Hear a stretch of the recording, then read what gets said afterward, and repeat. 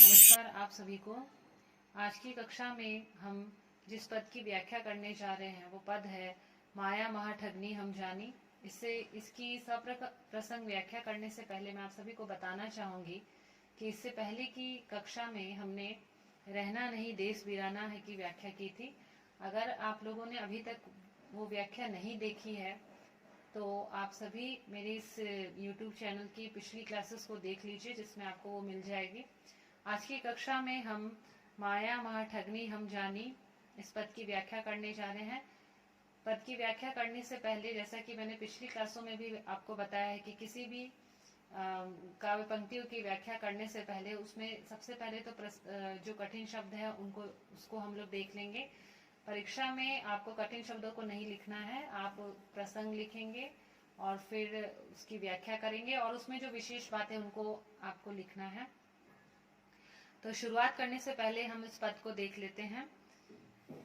माया महाठगनी हम जानी, त्रिगुण फांस लिए कर डोले, बोले मधुरी बानी, केशव के कमला हुई बैठी, शिव के भवन भवानी, पंडा के मूरत हुई बैठी, तीरथ में भई पानी, जोगी के जोगिन हुई बैठी, राजा के घर रानी, काहू के हीरा हुई बैठी, काहू के कौड़ी कानी, भक्तन के भक्तिन हुई बैठी, ब्रह्मा के ब्रह्मानी, कहे कबीर सुनो भई साधो, यह सब अकथ कहानी।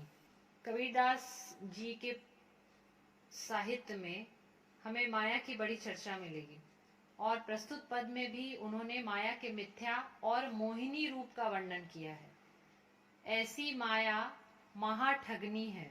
जैसा कि इससे पहले भी मैं आपको पढ़ा चुकी हूँ कि कबीरदास जो है वो परम ब्रह्म को सत्य मानते हैं और जीव जो है उस सत्य तक तभी पहुंच सकता है जब उसे वैसा ज्ञान हो, और क्योंकि वो माया के वशीभूत हो जाता है, सांसारिक मोह माया में फंसा हुआ रहता है, तो उसे कभी वो सत्य का ज्ञान नहीं हो पाता है। और ये माया ऐसी है जो कि महाठगनी है, जो आम इंसान ही नहीं देवताओं को भी ठग लेती। तो इसकी चर्चा कबीरदास ने इस पद में की है। व्याख्या करने से पहले हम कठिन शब्दों के अर्थ को देख लेते हैं।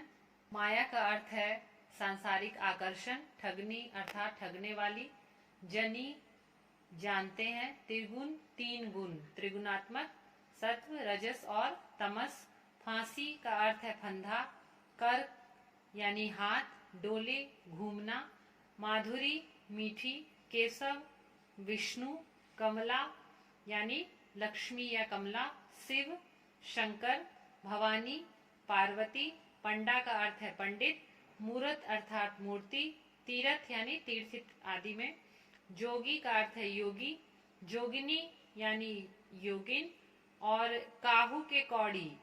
यहाँ पे जो इसमें जो एक पंक्ति है कि काहू के कौड़ी कानी, तो कानी कौड़ी ना होना, ये यहाँ जो कानी शब्द है वो राजस्थानी कानी से लिया गया है और कानी कौड़ी एक मुहावरा है जिसका प्रयोग निर्धनता के संदर्भ में होता है और इसी अर्थ में यहाँ लिया गया है। अकथ का अर्थ हुआ जो कही ना जा सके।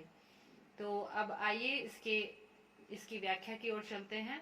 सबसे पहले हम प्रसंग में लिखेंगे कि प्रस्तुत पद कबीरदास द्वारा रचित बीजक के शब्द से उद्धृत है, जिसमें उन्होंने माया के ठगनी और मोहिनी रूप का परिचय दिया है। माया महाठगनी हम जानी। कबीरदास जी कहते हैं कि मैंने समझ लिया है कि माया जो है वो महाठगनी है। त्रिगुण फांस लिए कर डोले, बोले मधुरी बानी, यह त्रिगुणात्मक फंदा लेकर घूमती है और मीठी मीठी बातें करके जीवों को बांध लेती है। यहाँ त्रिगुण का अर्थ है तीन गुणों वाला, अर्थात जिसमें प्रकृति के तीनों गुण सत्व रजस और तम एक साथ उपस्थित हो। सत्व गुण से तात्पर्य श्रेष्ठ गुणों से है, जिनमें सत्य पवित्रता दया ज्ञान शामिल है। रजस गुण में राजसी प्रवृत्ति की प्रधानता होती है, इसमें मनुष्य रूप सम्मान और अहंकार आदि भावों के अधीन रहता है। और तम गुण जो है वो क्रोध आलस्य असत्य मद नकारात्मक ऊर्जा का भंडार माना जाता है। तो जो ये माया है उसके पास त्रिगुणात्मक फंदा है, और उसे लेकर वो घूमती है और मीठी मीठी बातें करके जीवों को बांध लेती है। आगे कबीर कहते हैं, केशव के कमला हुई बैठी, शिव के भवन भवानी। अर्थात ये जो माया है इसने किसी को भी नहीं छोड़ा है। यह माया ही है जो भगवान विष्णु जी के पास कमला अर्थात लक्ष्मी के रूप में बैठी है और वहीं भगवान शिव के यहाँ पार्वती के रूप में बैठी है। इसका सामान्य अर्थ यह कि मनुष्य तो मनुष्य, इस माया ने ईश्वर को भी नहीं छोड़ा है। ठीक है। आगे कबीर कहते हैं, पंडा के मूरत हुई बैठी, तीरथ में भई पानी। कबीरदास जी कहते हैं कि पंडा और पुजारी के घर पर ये माया मूर्ति के रूप में बैठी है, जिससे उसका ध्यान ईश्वर में नहीं अपितु चढ़ावे में आने वाले धन अर्थात माया पर ही केंद्रित रहता है। और तीर्थ स्नान आदि में माया पानी के रूप में है, क्योंकि आप सभी देखते हैं कि तीर्थ में स्नान करने के उपरांत लोग स्वयं को पवित्र समझते हैं, तो पानी के रूप में माया ही छलावा करती है। फिर कबीर कहते हैं कि जोगी के जोगिन हुई बैठी, राजा के घर रानी। अर्थात योगी के घर माया योगिनी के रूप में और राजा के घर रानी के रूप में माया ही विराजमान रहती है। काहू के हीरा हुई बैठी, काहू के कौड़ी कानी। धनवान के घर अमूल्य हीरे के रूप में और निर्धन के फूटी कौड़ी के रूप में माया ही बैठी है। इसे इस अर्थ में समझे कि अमीर जो है वो माया रूपी जो हीरा है उसके पीछे पागल है, तो गरीब अपनी कानी कौड़ी जैसी तुच्छ संपदा के मुंह में भी फंसा हुआ है। जिसके पास जो है वो वहां पर माया के वशीभूत ही है। भक्तन के भक्तिन हुई बैठी, ब्रह्मा के ब्रह्मानी। अर्थात यह माया भक्तों के घर में भक्तिन बनकर उन्हें बांधती है और साधु सन्यासियों के आश्रमों में दासी बनकर उन्हें छलती है। इसलिए कबीर दास जी कहते हैं, कहे कबीर सुनो भाई साधो, यह सब अकत कहानी।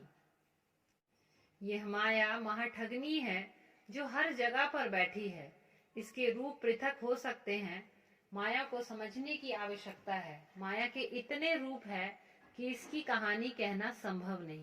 अब हम इस पद में जो भी विशेष बातें हैं उनको देखेंगे।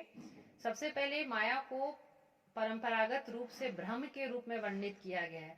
पहली क्लास में मैंने बताया था, जो हमने इस पहले पद की व्याख्या की थी रहना नहीं देश वीराना में, कि जिस प्रकार से हमको एक सपना देखते हैं और जब तक हम सपने की स्थिति में रहते हैं हमें सब कुछ लगता है कि वो भले वो भ्रम हो, लेकिन हमें लगता है कि अरे ये तो सत्य, ऐसा ही सब कुछ सत्य घटित हो रहा है। और जैसे ही हम उस सपने से बाहर आते हैं, हम भ्रम की स्थिति से बाहर निकल के हमें इस सत्य का ज्ञान होता है कि ये तो सपना था।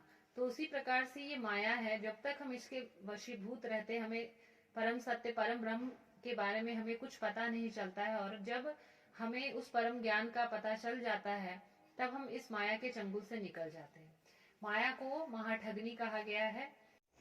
यहाँ ठगनी शब्द से भी काम चल सकता था, लेकिन माया को महाठगनी कहा गया है। माया के व्यापक प्रभाव को दिखाने के लिए इस शब्द का प्रयोग किया गया है। त्रिगुण फांस के प्रयोग द्वारा कवि ने माया की शक्ति को अधिक धारदार बनाया है। भाषा सरल एवं अपने भाव को अभिव्यक्त करने में समर्थ है।